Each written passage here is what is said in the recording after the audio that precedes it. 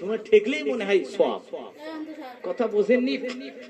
17 জন গাঞ্জার আসর বসে আমি বললাম ভাই গাঞ্জা টানে যে আরেকজনের দিচ্ছেন লাভ কি মানে রোগ ভালো করবে, গাঁজা খায় রোগ ভালো করবো। দেখবেন না কিছু কিছু সিএনজির পিছনে লেখা থাকে গাঁজা খাবি খা মরে যাবি যা। কথা কি বোঝেন? এই ভাই মনে আমার কথা মনে হয় বোঝেন।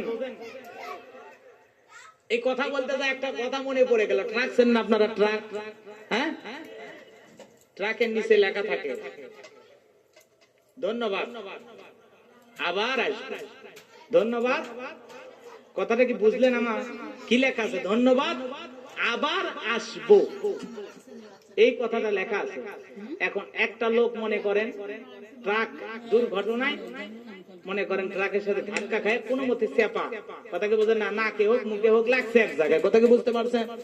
তো ডাক্তার এসে ট্রিটমেন্ট করতেছে, কান দিচ্ছে, বউ লাগছে কান দিচ্ছে, সবাই আছে খালি কান দিচ্ছে কান দিচ্ছে, ওর কান দন ভালো হচ্ছে না।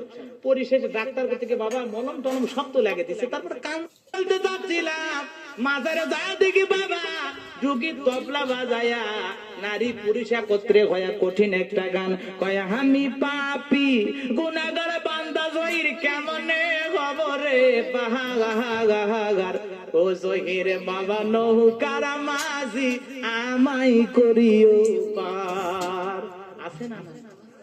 আর বাবা বলে নৌকার মাঝি পার করে দিবি। সুবহানাল্লাহ কোন দেখছেন? সুবহানাল্লাহ।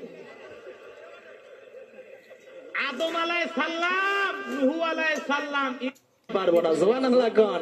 নূহ আলাইহিস সালাম ডেকে বলে বাবা রে এতই হিদায়াতের দাওয়াত দিলাম 950 বছর নিজের ঘরে ছেলেটারে মানুষ বানাইতে পারলাম না, আজকে তো আমার কি অবস্থা হয় মালিকের সাথে, আমি বিপদে আছি, পারবো না। নূহ সুবহানাল্লাহ কোন। তাহলে নবী কথা বলবে, অন্য নবীরা চান্স পাবে না। আর তোমার বাবা নৌকা ভাড়া করে কবি আয় বাবা আয় তো পার করে কলক তুলে তুই আরে জীবনে কি রে তোর নামাজ লাগবি না, খালি আমি যে কায়দায় করছি এমন কায়দায় সিজদা দিব জান্নাত পার হয়ে জাহান্নাম যাবে। কথা কোন?